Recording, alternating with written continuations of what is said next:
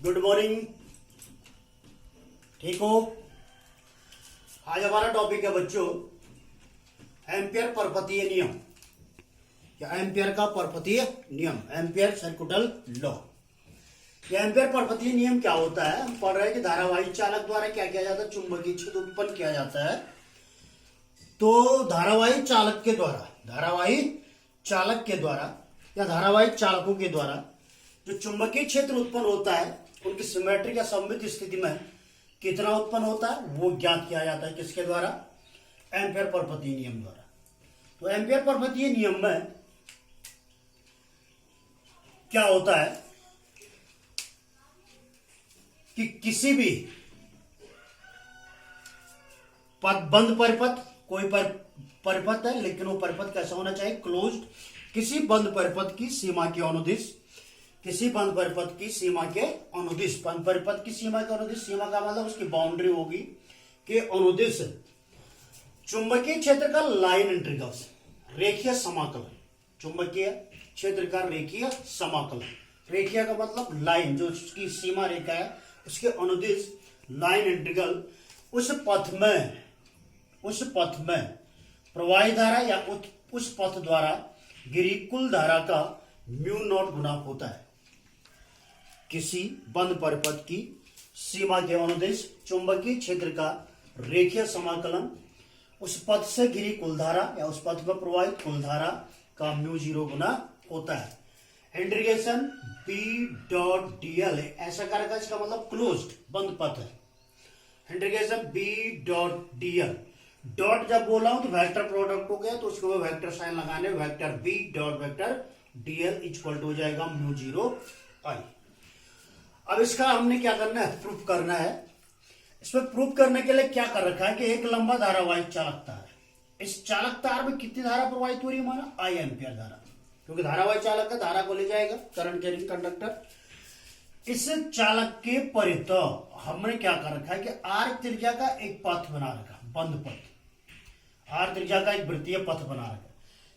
इस पर इस तार का जो वृत्तीय पथ का मध्य बिंदु हो गया, वो हो गया केंद्र, हो गया ओ। इससे आर दूरी पर एक बिंदु लिया गया, क्या? पी। और इस बिंदु पर है लाइन इंटीग्रल, स्मॉल एलिमेंट, इस पथ की सीमा के अनुदिश। इसकी सीमा ये होगी बाउंड्री, तो इसके अनुदिश जिस दिशा में पथ जा रहा है इसकी सीमा के अनुदिश हमने एक स्मॉल एलिमेंट और अल्पांश लिया है डीएल। अल्पांश हो गया डीएल। इस बिंदु पी पर चुंबकीय क्षेत्र है बी, और चूंकि चुंबकीय क्षेत्र तल के लंबवत बाहर की ओर होती है इसलिए इस बिंदु पर इन दोनों की दिशा समान है। जिस दिशा में डीएल है उसी दिशा में कौन है? बी। या जिस दिशा में बी है उसी दिशा में कौन है? डीएल। अर्थात angle between B and DL equal to 0 degree. एक फॉर्मूला है कि किसी लंबे धारावाहिक चालक के कारण जो चुंबकीय क्षेत्र होता है B equal to mu 0 I upon 2 pi R, B equal to mu 0 I upon 2 pi R. तो हमने क्या लेना है? पहले हमने अल्पांश लिया, तो इस अल्पांश डीएल के कारण चुंबकीय क्षेत्र, तो integration B dot DL equal to हो जाएगा integration B DL cos of theta, vector A dot vector B equal to A B cos theta. Theta equal to मैंने अभी कहा कि 0 डिग्री, तो कॉस 0 इक्वल टू क्या हो जाएगा? 1। तो integration B dot DL equal to हो जाएगा B integration DL. Integration DL, DL कहां है? परिधि पर, क्योंकि वृत्तीय पथ है तो इसकी परिधि पर है, तो परिधि बराबर क्या होता है? 2 पाई आर। तो integration B dot DL equal हो जाएगा B into 2 pi R. B की वैल्यू यहां से पुटअप कर दो, mu 0 I upon 2 pi R into 2 pi R. 2 pi R क्या हो जाएगा? कैंसिल। तो ये हो जाएगा integration B dot DL equal to mu 0 I. किसका नियम है? एम्पियर परपथीय नियम। Integration B dot DL equal to mu 0 आई का मतलब किसी बंद पथ की सीमा के अनुदिश चुंबकीय क्षेत्र का रेखीय समाकलन। रेखीय का मतलब लाइन, तो एल है तो लाइन, इसको मैंने यहां पर क्लोज नहीं किया, तो आप चाहे तो कर भी सकते हैं। इसका मतलब हो गया क्लोज।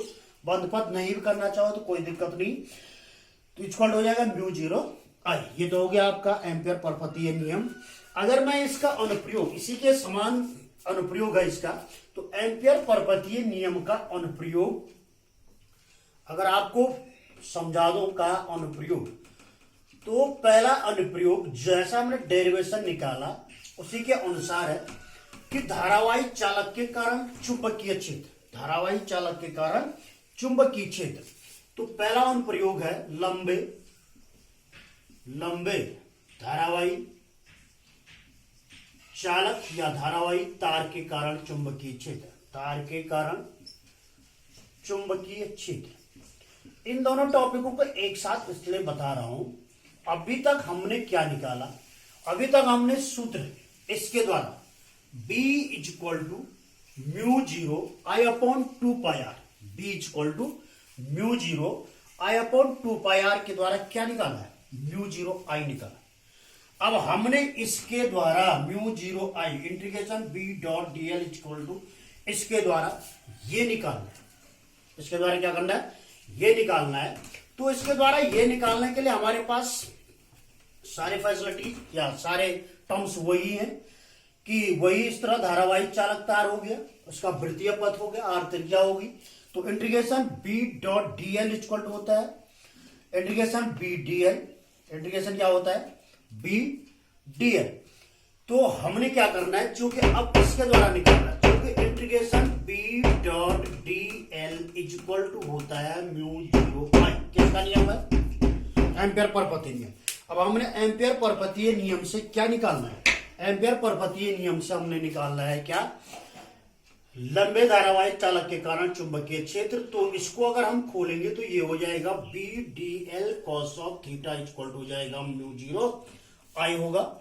अब चूंकि यहां पर जो पहली कंडीशन है थीटा इक्वल टू कितना है 0 डिग्री, cos 0 इक्वल टू कितना होता है 1 होता है, तो B तो बाहर आ जाएगा, इंटीग्रेशन DL इक्वल टू हो जाएगा म्यू 0 I हो जाएगा। B इंटू इंटीग्रेशन DL अभी थोड़ी देर पहले बताया था क्या होता है 2 पाई R होता है, तो म्यू 0 I हो गया। तो B इक्वल हो जाएगा mu 0 I upon 2 pi R। तो ये हो गया फॉर्म।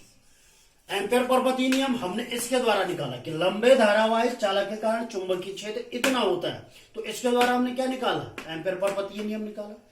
और अब हमने एम्पियर परपथीय नियम जब हमको पता है तो इसके द्वारा हमने क्या निकालना है कि लंबे धारावाहिक चालक के कारण चुंबकीय क्षेत्र B equal to mu 0 I upon 2 pi R। समझ गए। अगर आपको पूछ दिया गया है कि म्यू 0 अपॉन 2 पाई की वैल्यू कितनी होती है, कितनी होती है, दिमाग लगाओ जरा। म्यू 0 अपॉन 4 पाई की वैल्यू होती है 10 टू द पावर -7। तो यहाँ पर 4 पाई, यहाँ कितना पाई है 2 पाई, मतलब इसका मतलब 2 कम है, तो ये 2 कहां चला जाएगा, यहाँ चला जाएगा 2 इंटू 10 टू द पावर -7। इसलिए बता रहा हूं कि न्यूमेरिकल प्रॉब्लम में आप लोगों को याद रखना पड़ेगा इसकी वैल्यू ऐसे कितनी होगी। समझ गए, ठीक है, ओके।